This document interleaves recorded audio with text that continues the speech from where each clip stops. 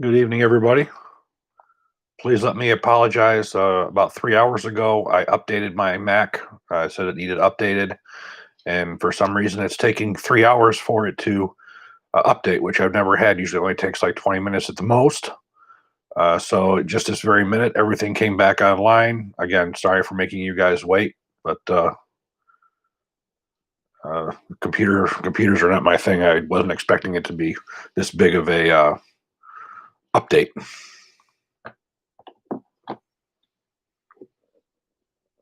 Oh, New York, we're behind the lines.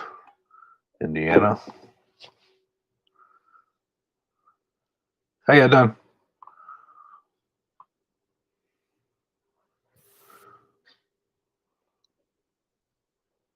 Yeah, we get the elbow. We get a little bit of hair today too. Canada, aren't things up in the Great White North? I imagine you're already starting to get some snow up there, probably.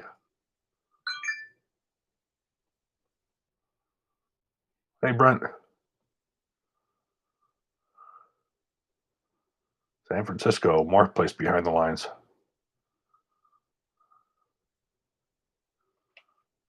Well, while y'all are coming in, we're going to be doing some filming tomorrow. I got a video I'm actually pretty excited about doing. It's a history.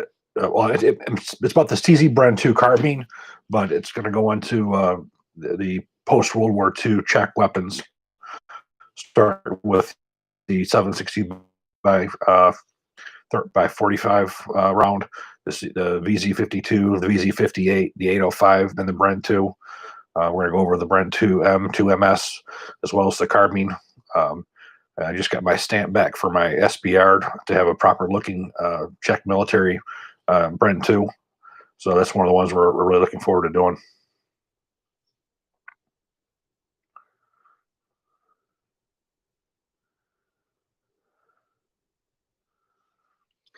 Okay, I think we're going to jump right in since we're already running late.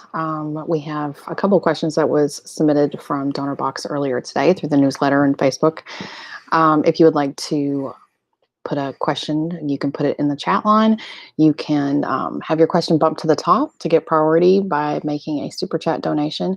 Our preferred method is Donor Box. I'm going to plug the link down in here, but it's also available on smallarmsolutions.com, and we actually offer that 7 days a week. If you have questions outside of the chat, we just ask that you make a donation to the channel, and you can put your question in the notes section or comment section. I'll get an email and it'll be the same thing. You'll get priority over all the questions that are coming in. We do not take paid questions only. That represents only about 5% of our questions, but it's always nice. It keeps SAS running because we don't take sponsored videos or anything like that. So we're completely viewer led. The first one is up from Kirk. He doesn't have a question. He have a great Thanksgiving. And he's heading out to his lake house. And he said that he has a box for us, and I have not been to the post office yet, but I will go by there and look for it. Thank you so much. Thank you very much. Mike on Donor Box wants to know, what is the most accurate 5.56 DMR? You know, it's very hard to say because accuracy can go from rifle to rifle. It's a real hard question because, you know, a lot of the 5.56 rifles you have for combat rifles aren't necessarily what you would call sniper rifles. God, I've got, you know, probably the favorite one that I've got for DMR would be my Mark 12. It's made by Centurion Arms with the 18-inch Mark 12 barrel, Douglas barrel. That probably is the best one that I've seen, and probably of all the 5.56s that I've got, that's probably the top dog. Would be my Mark 12 that's done by Centurion Arms. Sorry, just trying to move guns, so I have some room over here.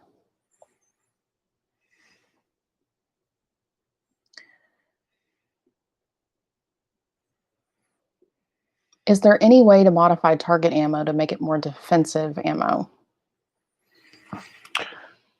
No, if you're looking at like 5.56, I mean, obviously, you know, 62 grain, 55 grain ammunition have killed an awful lot of folks over the last 60 years.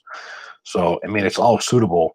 You certainly have ammunition that's better than others, OTMs, for instance, and some of the, you know, the GMX type bullets, the AMAX bullets, and so forth. But, you know, if you stick with a high velocity projectile, they're all going to do the job for self-defense. Some do better than others, but as I said, even a military ball round, which is considered, the lower end of the effectiveness, still has been a military round and dispatched a lot of bad guys over the years. So you wouldn't modify the ammunition in any way. The old dum bullets was really a thing of the past, and it wasn't really as effective as people thought back then, anyways.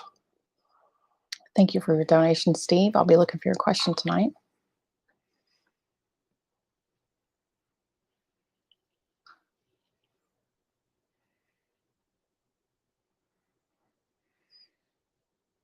Loving the crime gun series and the budget AR series. Hopefully we'll have a new crime video up. Yeah, that one's we have one ready to go. Because we're going to be doing some filming tomorrow. Any information on the Neverwear in Connell AR-15 springs? No, I never heard of that. I said I'm not really familiar with any issues with the current springs.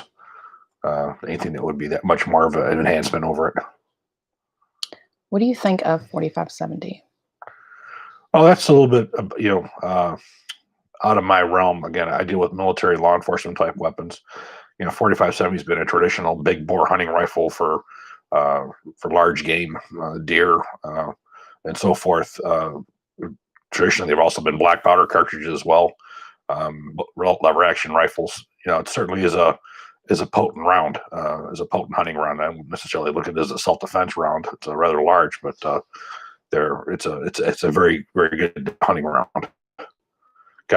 Back in the 1800s, I used to use those buffalo with. A lot of love for the crime series. That's something that's near and dear to my heart and kind of my child, but because it's not in the forefront for Chris, it's kind of something I have to push quite often to get. I just got 2 more guns from Brandon for that.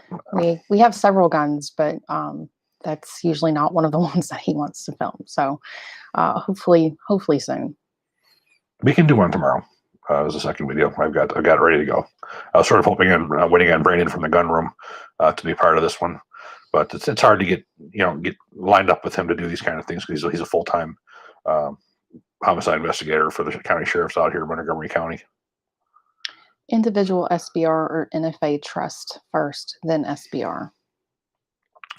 I've done both. I had an NFA trust for quite some time. That was my first thing I got here when I got to Texas.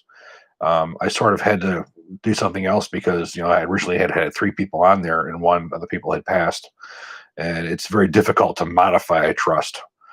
So I've been doing the regular individual forms, which still gives the opportunity if anything was to happen to me that they couldn't come, ATF couldn't come in and take it. It would give my wife the opportunity to get it put into her name. It's also much quicker getting things back that way. They're both, they're both good ways to do it. I'm doing it both ways myself here. My wife is a crime junkie and she even watches it. Well, see, and that's what I like. I like that it deals less of just technical stuff and something that's more to the masses that people can get into. Because even if you're not hugely into guns or shooting, a lot of people are into the whole criminal aspect of it. It's very interesting. Firearms undercover, that's next. He's got a FIE Titan and a Ruger P89. James on DonorBox. Thank you, James. He said, do you clean and lube your magazines? If so, how often and what kind of lube do you use? You never lubricate a magazine. You never want any oil or anything inside of a magazine. Basically, you'll take a clean patch or a clean rag and run it through it. The springs you just wipe down. Basically, you just want to keep debris out from the magazines. You do not lubricate either one.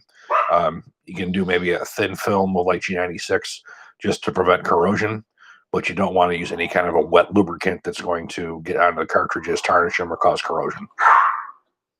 Sorry. A lot of discourse in the house tonight. Assault terriers.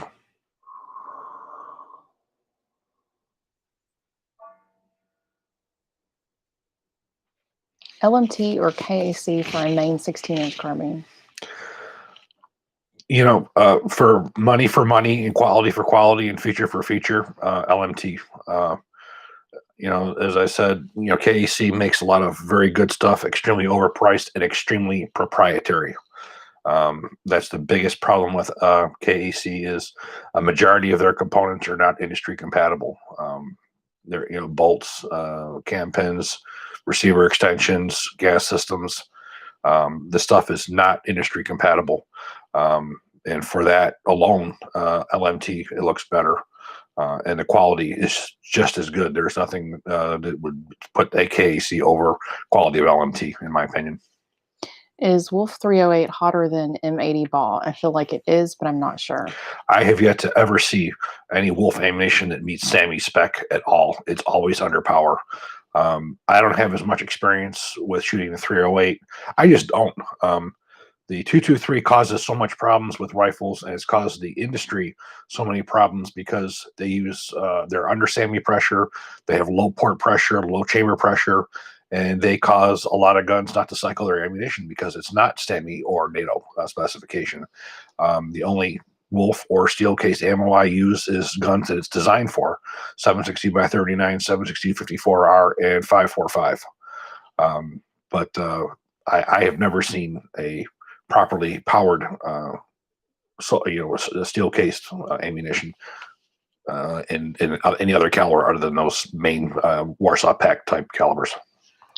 Don't forget to hit the like button, guys. Thank you. Would you suggest would you suggest an adjustable gas block on an AR-10? And do you think they make good 308 battle rifles, or are they too finicky? The problem with adjustable gas systems is there's a couple different ways you can go. If you're going suppressed, unsuppressed, no problem. It's very effective. When you're looking at fully adjustable gas systems like the FAL and like other ones, they are not soldier proof. A lot of people don't understand how you use them, that you adjust them for what particular ammunition that you're using and the environment that you're in. It's not as much of a problem in a military environment because you are issued a specific kind of ammunition. This may do the same specs. So pretty much if you get it adjusted, say you're in a temperate condition, it'll work regardless. When you're in the commercial arena, you really start to see the differences in ammunition and ammunition specifications, where you could put one round in there, adjust it, it's fine, and then switch to a different round, different bullet weight, or even the same bullet weight with a different kind of a load, that it may be overgassed or it may short stroke. For your average shooter, self-regulating is best. For somebody who's using a suppressor, having a 2-position is good. Having the fully adjustable is really more of an advanced shooter who understands how it works, how you adjust it. There's been a lot of guns that have been claimed to be shit guns because they don't work, because they have adjustable gas systems and the operators don't know how to use them and don't understand the variances of the ammunition and how that is affected by the amount of gas flow that goes in them. Is it truly necessary to stake your castle nut? No. If it's torqued properly, it's not necessary. It's a mil spec. Again, you're looking at the lowest common denominator. You're looking at a military grade where you're not going to be changing things out. Do I do it? Yes. I'm accustomed to training armorers on U.S. mil spec and U.S. military industry standards where that's part of it. It's the same thing with torquing, carrier key screws. Do you have to do it? If you torque 50 to 58 inch-pounds, use a little Loctite? No, it's not necessary. But does the mil spec say that you do it? Yes, it does. It's what I do. It's how I've always trained, is as the mil standards are. But as long as these things are torqued properly, it's not really a problem. What's more accurate, a short barrel or long barrel AR-15 rifle? Well, of course, the longer barrel you have, the more velocity, the more stability you're going to get with the bullet. So there's not really any question. Sometimes you don't see a lot of these differences until you get out to beyond 200-300 yards. A 10.5 inch barrel, lowest you want to go, you are losing a lot of your terminal performance generally with that, unless you're using the proper ammunition. Giving the same bullet, say a 62 grain bullet, you're going to see a major difference in the bullet's terminal performance and accuracy when you go from 10.5 to 14 inch when you're probably around 200-300 yards. And then from when you get from 400 beyond, that's when you're going to see where the 16 and the 20 inch are much better. The biggest thing is having a barrel that's long enough to burn all your propellant, that's going to give you the full velocity, and of course having this type of rifle that's going to stabilize the weight of the projectile that you're using. But there's certainly no question that the longer barrel you go, within reason, if you go beyond 20 inches in a 5.56, you're not going to gain much. A lot's changed over the years. You used to see sniper rifles in 308 be 22 to 24 inches in length. 20 years ago, yeah, that was necessary because of the propellants that were being used. They were slower burning, and you had to have that longer barrel to get your full burn, to get your maximum velocity. That's not the case anymore. With modern propellants, they're much more efficient. And many experts will tell you that with a 308, anything beyond 18 inches is pretty much a waste. That's going to be your ideal sweet spot to get your best performance and accuracy, and distance. While we're in the beginning of the chat, I want to let everybody know that for the remainder of 2020, I'm doing one final signed Black Rifle 2 book order. It's a pre-order, so it should take about 3 weeks for you to get it. Also, we are doing PVC patches. I've been having a lot of people requesting those again. We haven't had those done in almost 2 years. So that is also a pre-order item, and that would take about 6 weeks to come in. The signed books are $95, and that includes shipping. The patches are $15, and that includes shipping. Just be aware, I'm only ordering a small, I mean, double than last time, but last time we sold out in pre-order, and I'm already about 30 to 40% through pre-orders of the amount that I'm ordering. So if you're interested in either of those items, you can email me at hbartachi@smallarmsolutions.com. I'll also put it in the chat. The books will be ordered on Monday, so I need everybody paid and ready by Monday. Otherwise, you will not get in for this. I do not I know I say this, but we don't know where collector grade is after Blake has passed.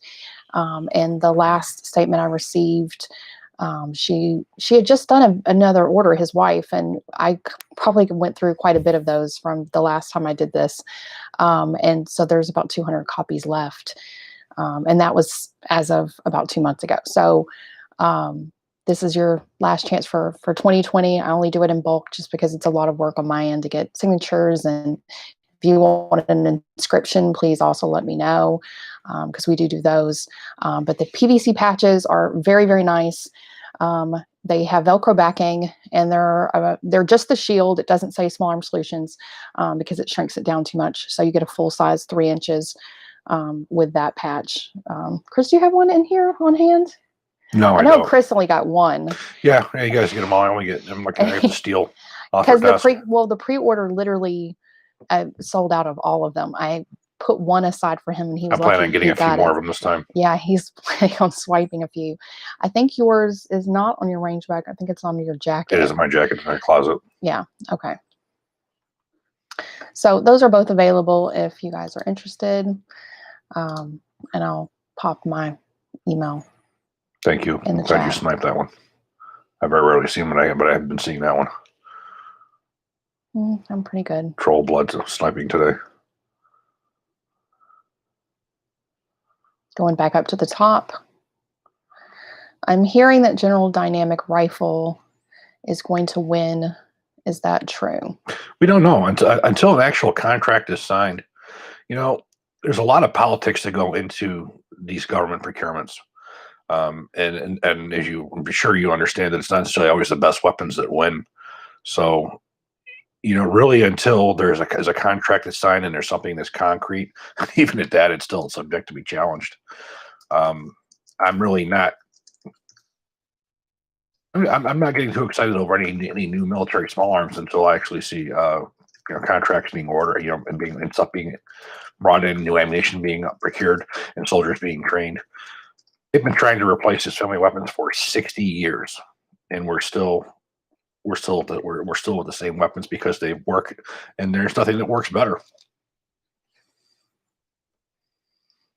We have a question on the donor box from Mike. Thank you, Mike. Theory of overstabilization is related to AR-15, 1-in-7 twist, and 55 grain pills. What is overstabilization?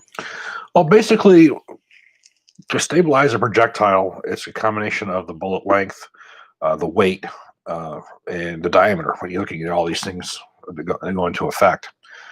When you're talking about 5.56, to stabilize a projectile, for instance, stabilize 55 grain projectile, 1-in-14, which is a slow twist, works ideally in a 55 grain full metal jacket. Well, now we have to worry about tracers, which are generally going to be longer.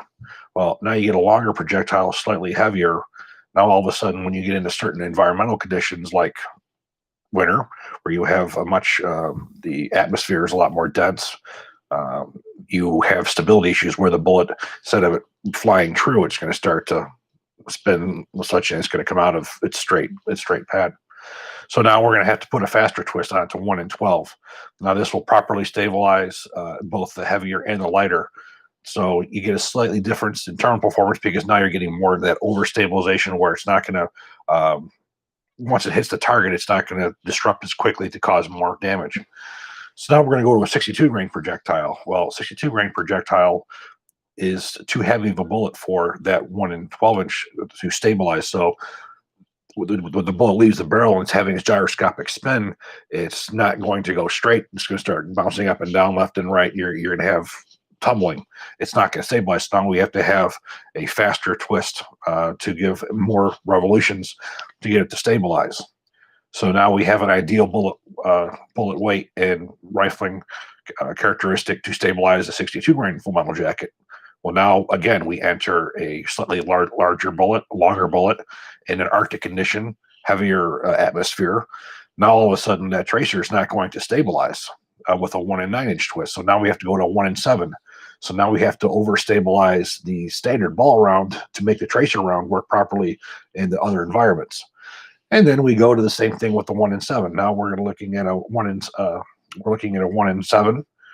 The twist barrel to stabilize a 62 grain, which is the NATO one, which is used because we have to have something that's going to stabilize in normal conditions as well as in the heavier conditions of the atmosphere of a heavier or of the Arctic environment. So now when we look at the lighter bullets and the faster twist, we have overstabilization, meaning the bullet's going to have more spin and it's not going to be disrupted as quick. It's not going to give as much effectiveness. So when we look at the overall best you're going to get, you'll see guys who are doing 1 in 8, 1 in 8.5. Prior to the adoption of the Mark II 6.2 and the 77 grain, the highest people were going with 69 grain projectiles, where with a 1 in 9 would do just as well with that. Now, once we start getting into the 77 grains, now we cannot use a 1 in 9. That will not stabilize. It will understabilize, which causes erratic performance and lack of accuracy in the heavier projectiles. So in your question, can I shoot 55 grain out of 1 in 7? Absolutely. You will not have the extended range because of the lighter weight projectile. You won't get as long a distance. You won't get as good a terminal performance with a lighter weight bullet out of that heavier twist. But will it be enough for self-defense? Absolutely. Will it take different kinds of ammunition? Will it perform? Absolutely. If you are planning on only using the lighter grain projectiles, a 1 in 9 inch twist is probably one of your best weights to go. In my case, I used a massive amount of 77 grain projectiles for any number of reasons, so I had to stay with the 1 in 7 inch twist. Alan, the signed books are not available on the website. You have to email me at hbartachi@smallarmsolutions.com, and I will send you an invoice for one, and it's a pre-order. So we don't keep them on hand. We only order them as requested or need. I thought we had met the need last time, but apparently there's still a lot more people that wanted them. So one more time for 2020. What is your favorite modern U.S. military AR-15? Anything's game. URGI, Mark 12, Mark 18, etc. If I could only have one, it would be the LMT MLS. And that again would be because I have the interchangeable barrels. Unfortunately, I can't show you because of YouTube rules. Right next to me, I have one I'm working with right now. It's a MLS lower receiver, with the fully ambidextrous bars. And I have a 14-inch external piston barrel in it with a silencer called 36M on it. And in the bag with it, I have a 12.5-inch piston barrel. I have a 10.5 external piston or internal piston. I have a 14.5-inch internal piston. I have a 16-inch internal piston. And I also have a 6.8 SPC as well as a 300 blackout. And 300 blackout, I have a 16-inch and a 10.5-inch. So having one upper receiver, one lower receiver, I will fire all those different barrel lengths, operating systems, and calibers. There's nothing out there that will do that to the degree of this, and with the military reliability, durability. What's your opinion on 5.56 green tip versus 77 grain BTHP? Green tip is shit. It has been, and it always has caused problems with this rifle. The M855 round was designed for a belt-fed machine gun, the Mini-Me, or we refer to as our M249 saw. It was never designed for accuracy. When you're looking at a bullet that has three pieces, you have the cartridge, to the bullet jacket. You have a steel penetrator core and a lead plug. That's great for penetration. However, if that steel plug or steel penetrator core is not properly centered, it will cause you to have flyers, and it will decrease your accuracy. That bullet will not give you the accuracy that your rifle is actually capable of, especially if you have a good quality M16 and M4 made by a reputable company who makes good barrels. The 77 grain OTM will give you the maximum accuracy that your gun is capable of, with the maximum amount of performance, internal performance. It's not going to cut down a mud hut. It's designed as an anti-personnel round, not an anti-material round. For as far as the M855, I still believe to this day we would have been far better off with adopting a 62 grain full metal jacket and had better accuracy and better terminal performance than what mediocre penetration it gives you above the regular. And that's that's something I've preached about for years. Supposedly the M855 round, A1 round, is better. It solves some of those problems. I don't know, because I haven't had enough quantities of ammunition to do any testing with it. But the M855 round, I've told this story on many occasions. The early days of the XM 855 and the early XM16E1, where they were first looking to go to the NATO caliber, the original Colt M16A2s with the original XM855 ammunition. Colt had a very large number of rifles that would not pass accuracy standards using that ammunition. They couldn't maintain the very large accuracy standards, where they put M193 in it, and the rifles did excellent. There's a lot of manipulation and a lot of messing around trying to get that round to be good, but it still varies from lot to lot to lot. And the global war on terror has shown that. And that's really where, one of the places where the Mark 262 came out of, was the lack of performance in terminal and accuracy. And that's also why within SOCOM, you don't see M855 being used. They will use the Mark 262 in their 10.5 inch barrels, their 14.5 inch barrels, and their 18 inch barrels. Christopher on Donor Box. Thank you, Christopher. He says, do you think full-size, heavier grain rifle cartridges will make a comeback in widespread rank and file use? No, I think I think the 6.5 Creedmoor is going to serve a larger and larger and larger role. The 300 Win Mag has done very, very well with bolt-action rifles. I think reality is, I'm not a long-range shooter or sniper, so I put that right out there. My experience with using in these platforms, nobody could give me any reason why I would want a bolt-action rifle over a semi-automatic 6.5 Creedmoor. Everything that the 308 can do or 7.16 can do, the 6.5 Creedmoor can do better. Same thing with looking at a 30-06. I would prefer a 6.5 Creedmoor even over a 300 Win Mag. That's really where I said I don't see I don't see more use in longer range cartridges that are going to go beyond that of the 6.5 Creedmoor. The 6.5 Creedmoor, I think, really is an ideal military cartridge, military sniper cartridge. I noticed in my National Guard armory that there's still a bunch of M16A2s and M16A4s in use. Do you think the 20-inch rifles will ever fade out of service? They're both still perfectly good rifles. Yeah, there's no reason to get rid of them.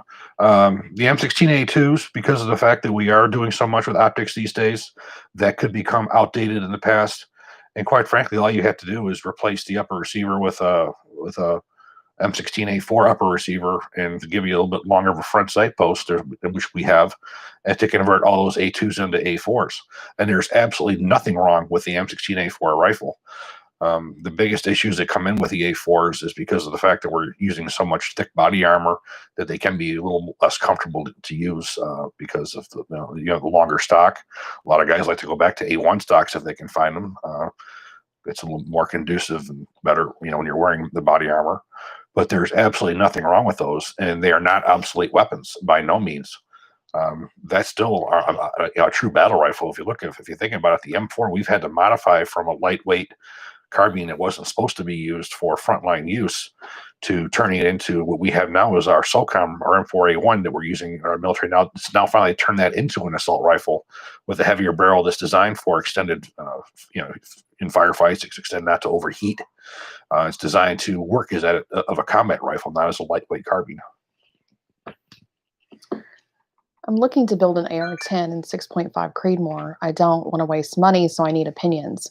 I'm looking for sub-MOA out to 1,000 plus. Any tips on length of barrel and gas systems used? For a 6.5 Creedmoor, ideally, you probably would want to be 20 to 22 inches. Again, with the type of propellant that it used and the type of projectile to get that benefit, very rarely do you see 20-inch 6.5 Creedmoors. It's just not very common, and there's a reason for it. I would think that the 22 to 24 would be your ideal barrel length, and you should have no problem getting that. We had one that was made by Core 15, a 6.5 Creedmoor that we were doing sub MOA. We were doing MOA at with it 1,000 yards. It's an inherently accurate cartridge. You got to find that super sweet spot with the proper barrel length. And most experts will tell you that it's a 22 to 24 inches your ideal length for that cartridge. Michiko says, still hard to beat an AR-15 rifle for reliability, durability, and just low maintenance. Absolutely. It's designed for a professional soldier who has a lot more, who was more proficient than a conscript with an AK, but with that additional care and that additional benefits, you have a much more extended range, a much more accurate rifle, a much more the term performance is significantly better than that of what our enemies use as well. I still think it's the most, it is undoubtedly the most versatile platform in history.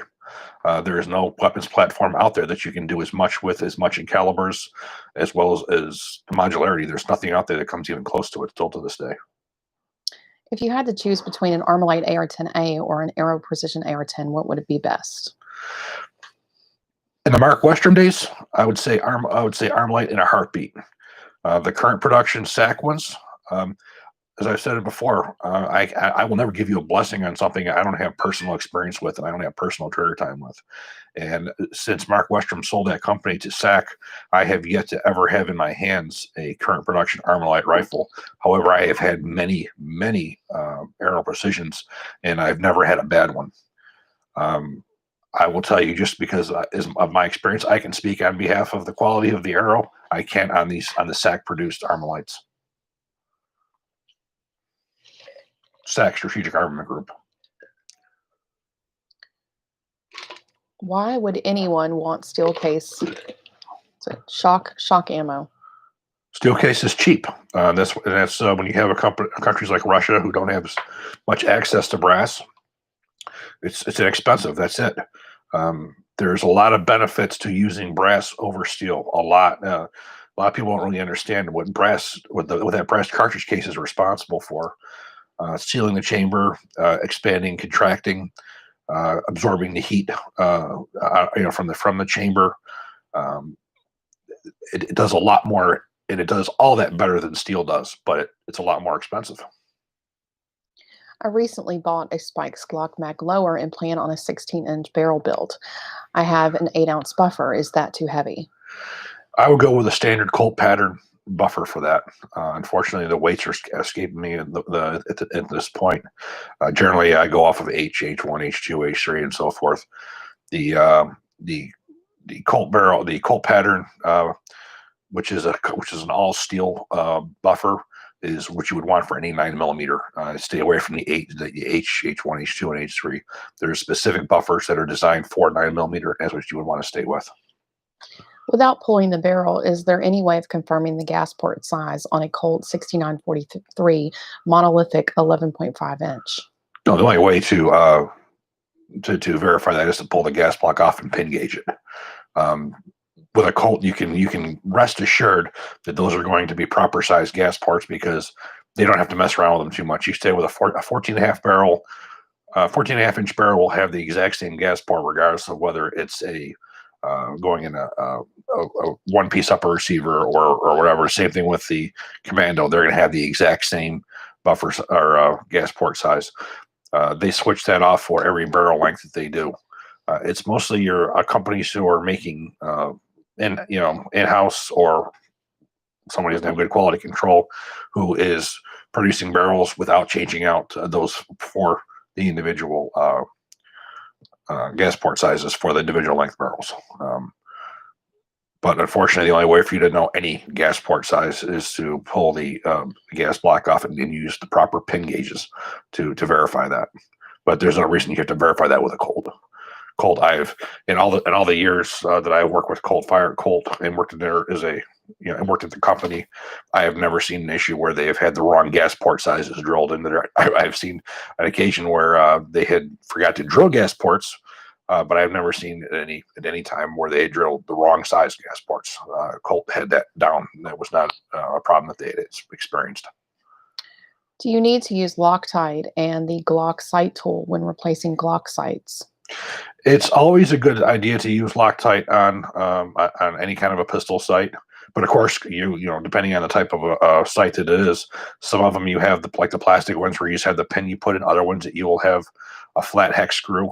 In fact, I got right here. I'm getting ready to have Brandon over at the gun room install some Mariglow sights on some Glock pistols for me, some suppressor height ones. All those Mariglow sights come with a specific tool to put the nut on the front sight to lock that down, and then you do want to use some Loctite on that. That's a very good idea. Adnan wants to know, since Reed Knight pretty much has every AR type rifle in existence at his personal collection museum, does he happen to have the Colt Scar rifles as well in his No. possession? Nope. There was only one individual who got those, and that individual is now liquidating his collection. Those guns are harder to get rid of because they are not transferable. Those are all post 86. So you have to have somebody with an SOT. I am not aware of any scars that are in any individual hands. I've never seen that because these scars, there were only made enough of them to go to SOCOM. When I was at Colt, they had all of the rifles that they submitted to SOCOM in their R&D vault. There was one that was made with some spare parts that were left over that this individual who got these guns, he tried to snag that, but one of the engineers caught that and he stopped it. So I don't believe that there are any Colt Scar rifles in any private hands. They were never a production rifle. They were made specifically for that program. And of course, when they came back from the program, they were in rough shape. They were truly used and abused. So again, I don't know everything. There could be something that I don't know, but I kept pretty high tabs on this stuff when I was there, and I don't believe any of them ever escaped. Thoughts on the SR30? Well, just a 300 blackout version of their system. No better or worse than anybody else's. There's far better ones out there, or far ones that are equal for a quarter of the price.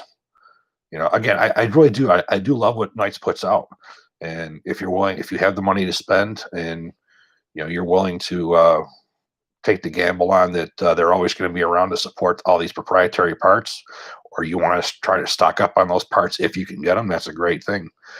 But to have any kind of a standard combat rifle that you're going to have in your inventory, that if something breaks, you're not going to be able to get parts just like that. You're going to have to, give up your firstborn in price, and then just try to find those parts can be a little bit dangerous. And that goes for any company these days. Unfortunately, you want to have rifles that have on the higher levels, bolts, bolt carriers, barrels. You want to have ones that you're going to be able to get replacement parts for. Alex wants to know, building a 308 AR-10 carbine with an arrow upper lower BCG and a 16-inch Criterion barrel. Do I need a heavy buffer and spring? H3. What I'm going to recommend is the standard A4 type buffer tube. There's two different types you're going to see. One will allow you to use a standard M4 mil spec receiver extension, and that you're going to have to use a shorter buffer, which is going to take 2 weights instead of 3. That's great for commercial guns that are not selective fire.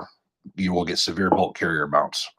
To get the proper amount of weight and not the bolt carrier bounce and not the chatter, LMT and there's other companies that make a specific AR-10 extended receiver extension that will use a standard M4 buffer, and that would and from that you would go with an H3 buffer to give you the proper weight, and then there's an AR-10 spring.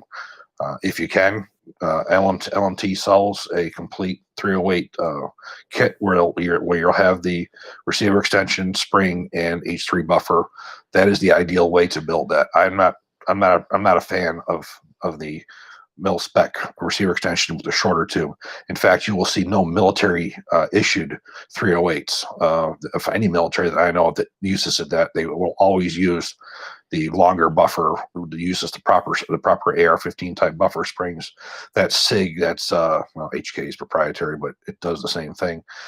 You'll find that with Caracal. You'll find it with Colt.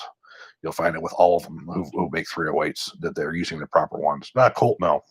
The LE901 never really went anywheres, but the ones that are being issued, Knights, same thing. LMT, same thing.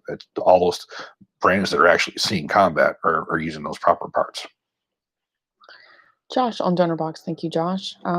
He says, thank you for the great content you put out. Thank you. What AR-10 vice block would you recommend for an Arrow M5 lower I'm putting together? I need something sturdy for when I torque the castle nut down. For torquing the castle nut down, if you just go to Brownells, they have blocks that are magazine well blocks. They have one that's on there that has 2 sides. One side will take the Armalite M14 type magazine. The other one will take the SR25 type magazine. That works perfect. LMT also puts one out. It's a little bit different in the way that it is. In fact, there's another company. This is the one that I personally use for doing that. It's made by Geisley Automatics. I think it's called a reaction block. And basically what you're doing is you're sliding the receiver extension into it, and you're putting your wrench in the inside. So all your pressure is going on the receiver extension, not on the aluminum receiver. That probably is the best way I've seen to do it. But you can also get the regular magazine well adapter block from Brownells. Those are your 2 best ways of doing that. Yeah, we're going to be making a video. We do one every single year for Black Friday. It's usually our, holiday, guide to shopping for, guns and accessories. It's a little bit different this year just because of, everything's pretty much unavailable. So we're probably going to be going more off of our SAS Amazon store because I don't want to give you a bunch of links to stuff that's, not available or not even available for back order. But a lot of that will be, we can't really, we can normally have guns and barrels and things like that. So this year it's going to be a little bit different. We're going to focus more on like Armor's tools and the stuff that he recommends. So it kind of goes along with some of these questions about, vice blocks and, different things that he uses.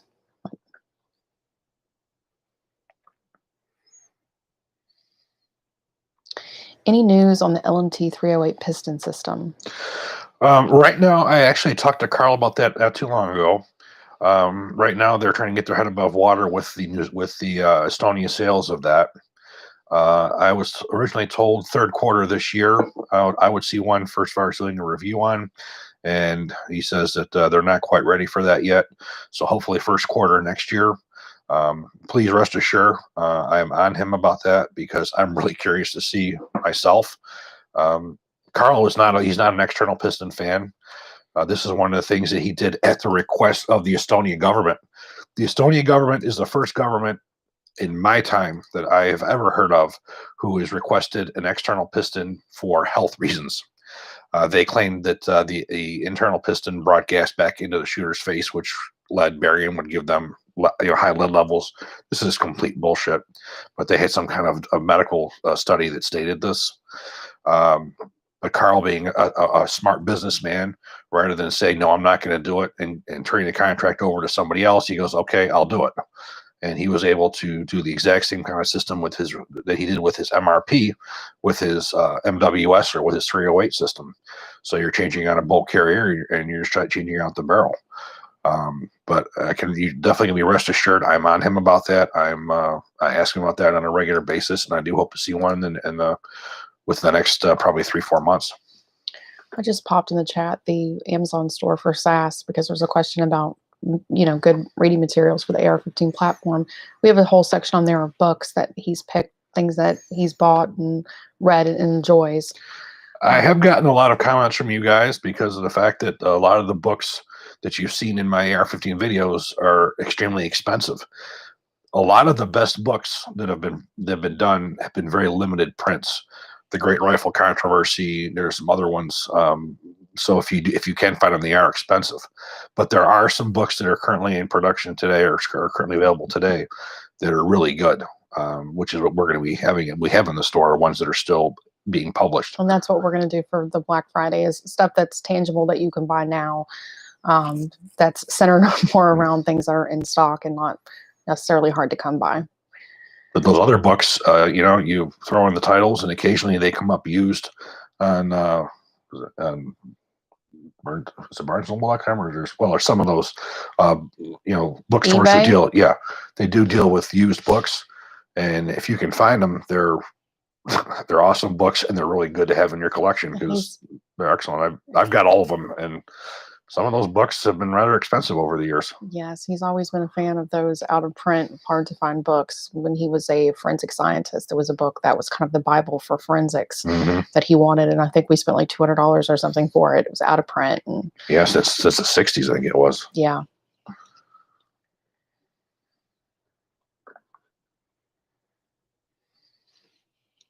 Do you prefer piston or DI? Oh, internal piston all the way. There are some very good guns that are made in external piston, but no one has yet to convince me that it's better. There's a lot of people who talk about it in theories. There has never been a white laboratory or any independent testing that shows that for a combat rifle it's better. When you're looking at two weapon systems that have a requirement of, say, 500 rounds without cleaning function, both the external and internal piston will do it. So which one's better? Well, they both meet the requirement. And that's really what a lot of this stuff comes down to, is you have to have a requirement. A rifle has to fire X amount of rounds in Y amount of time with no maintenance or without lubricant. You set up your criteria and you run the gun through the test. Every time that's been done for military, they've both been given say 1,000 rounds without cleaning. I've physically watched M16s, IARs, internal piston guns at Colt go through enough rounds to cause the barrels to blow without a single malfunction.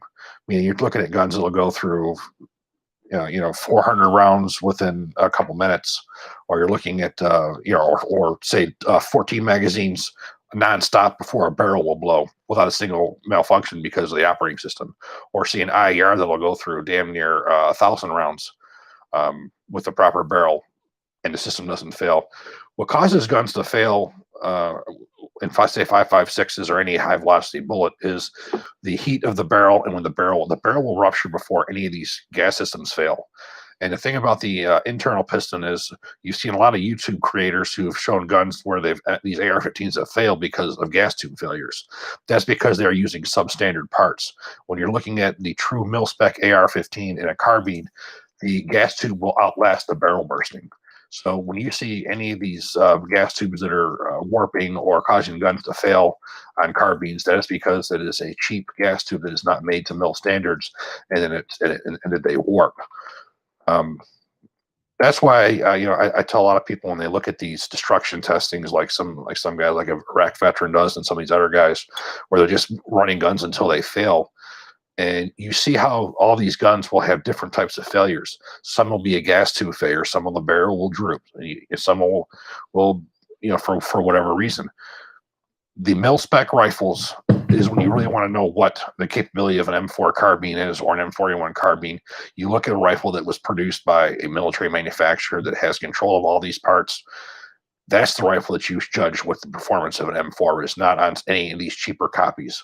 It's on the military rifle that has specifications for each parts, which is predictable. I can tell you within a magazine of when a 14.5-inch barrel is going to fail, when a SOCOM heavy 14.5-inch barrel is going to fail, when a 20-inch barrel is going to fail, because it's repeatable because that's what the mil spec is. Those parts have to last that. They're all made the same. You cannot do that with all these other rifles that are out there with barrels that are made by all these different companies, which don't adhere to any kind of standards. That's why you really got to take a lot of stuff as more as entertainment for fact. When we do this in the real world, real military testing, there's scientific ways that this stuff all has to be done. And those results tend to be a lot higher than a lot of what you're going to see in the commercial rifles. Aaron, thank you for your donation on DonorBox. There was not a question in the comment section. I did send you an email. So if you have a question, please email me and let me know, and I'll pull that immediately for you. Adnan on DonorBox, thank you. In regards to the German Army's program to replace their G36 service rifles, did H&K think about incorporating some design enhancements, such as installing a heavier barrel for the G36 or beefing up some parts of the internal components, similar to how the U.S. military has done in the past to address with their issues of the standard M4 carbine and then progress towards the M4A1 with the SOCOM heavy barrel? That's an interesting question that you're asking that, because we got a request from a gentleman in Berlin, Herr Mueller. He wanted me to give him information regarding the recent contract between the Haenel versus the HK. Well, this is the same thing that happened. What happened with the G36 and the M4 carbine in the U.S. government are the exact same situation. There is a requirement for the rifle, and in the case of the M4 carbine, its original requirement was for a weapon that somebody who needed more firepower than a pistol but couldn't carry a full-size rifle. It was designed for a rear echelon rifle, not as a regular combat rifle. The G36 was designed as a combat rifle with an emphasis on lightweight. The German government came up with a requirement for H&K of this is what we want, and this is what they got. There was no requirement for the rifle to be a sustained fire weapon. They wanted lightweight. So then when the gun starts going into combat, which was really the first time was in the global war on terror, where the rifles were used, because the Germans have been pretty much kept out of most battles, because our military has basically kept them. They don't want any Fifth Reich coming up, or Fourth Reich coming up, so we very much limited them on what they could have for a military. They go into combat and they find that they're using them in real world conditions, and the guns are overheating. And rather than the German government say, well, this is what we asked HK for, but it's HK's fault that it's a problem, that this is happening. Well, no, HK gave them exactly what they wanted. If they want a rifle that's going to perform as an assault rifle under those conditions, they need to specify that, which is going to require a heavier barrel, which is what ended up happening with us with the M4. Unfortunately, it took a lot of years, with the global war on terror, for them to realize that, wait a minute, we're issuing a lightweight rifle that was designed for somebody to carry as for personal security, not a combat rifle. If we want it to work as a combat rifle, we have to build it as such. And in that case, it was the M4 SOCOM barrel. That barrel prevented all the issues with the overheating that the other barrels were having. So we've accepted that, and that's been very successful. It's a replacement for our rifle, and rifles do quite well now. The German army was not willing to take the responsibility that they got exactly what they asked for, and they were going after H&K for providing them with a substandard rifle. Well, HK took them to court, and HK was vindicated in that they were given what they asked for. So now comes the replacement program. Well, the two rifles that they're looking to replace it with both have heavy barrels that are significantly thicker than that of G36. Well, they could keep the G36 if they would just go with a proper barrel. But I think the German government got ass sore by the court's ruling in favor of H&K, and I think they had a lot to play into with Haenel being selected over H&K. If you look at the HK 416, if you look at the barrel of that versus that of the M4 carbine, the standard M4 carbine, it is a much heavier barrel. So when we want to go back into the history here of how they were saying a better rifle and you can't have it, they were showing a rifle that was designed for heavier use than the M4. And the M4 was exactly what the U.S. government wanted. That was not, cold, giving him a defective weapon. This is what they wanted, was this lightweight barrel. Then things changed. Well, the U.S. government was smart enough to realize we have an excellent weapons platform.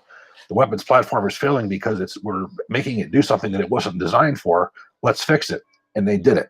And that was the M4 PIP program. The Germans were not willing to do that. What do you think of the dead weight buffers like spikes? To be honest with you, I never really mess with them. I know it works. I know how the weapons are designed. I know under what conditions to use each buffer. These magical buffers, they're unnecessary. If you have a proper barrel, and the proper buffer, it's not rocket science to figure out which one to use. You stay with it. It's a pneumatic buffer that they sent me many years ago. In fact, the company was let's see.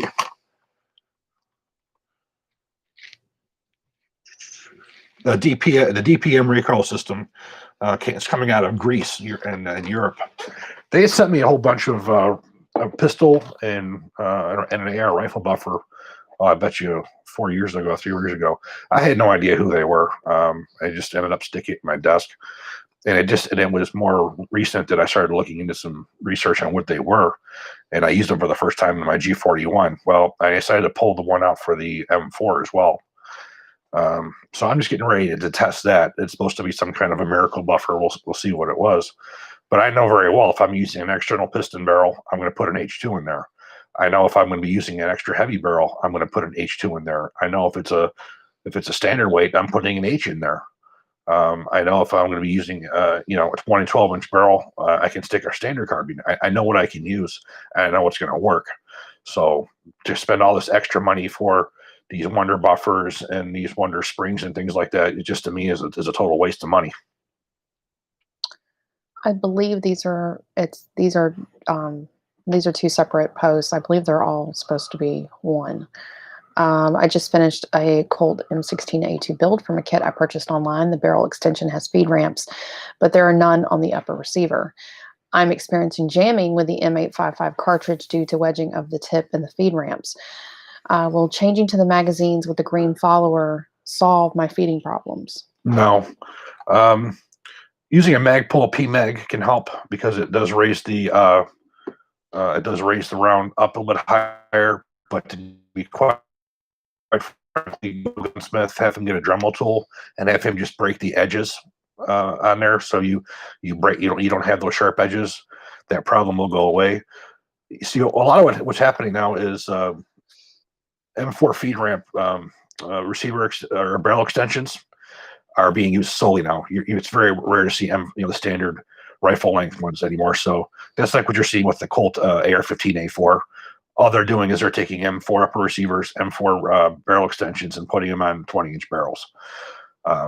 Those parts are just hard to come by anymore. The rifle barrel extensions. So that's all they're doing is they're combining the two of them. And if you only have, say, you have an M4 upper receiver with a regular rifle 20-inch barrel with a receiver extension, you break the edge on the receiver extension to make it flush with that of the upper receiver, and vice versa. Say you have a standard rifle upper receiver with a M4 barrel extension on it, you break the edge on the extension. So all you gotta do is do that, and your problem will go away. But by having an enhanced performance magazine or a Magpul Gen 2 or Gen 3, pretty much the Gen 3s probably the way to go. I imagine they all work, but I know for sure that the Marine Corps tested the Gen 3s and adopted it for use with the M855A1. That probably will go away, but it's a very, very simple fix. It's a Dremel tool breaking an edge. So those two, there's no step in it. Do you think a Colt Combat Commander from 1978 with a satin nickel finish is worth buying for about $1,000? No. I'm sorry. I'm not a 1911 guy. For $1,000, you can get a modern combat pistol, a modern Glock, or a modern, there's a lot better things that you can spend $1,000 on, in my opinion. But if you are a 1911 person, the thing about the 70 series is that's pre-firing pin block. If you're going to have it as a range gun, or you're going to have it as a just something for target shooting. It's fine.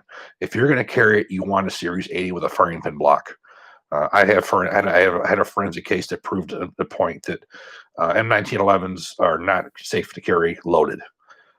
Even with the hammers cocked and locked, that's not what happens. If you drop it from 5 feet on the muzzle, just the inertia on the firing pin is enough to set the cartridge off. You want any gun that you carry, you want to have some kind of a firing pin block on it. So that'd be a decent range gun, expensive range gun with limited capabilities, but not a good self-defense gun.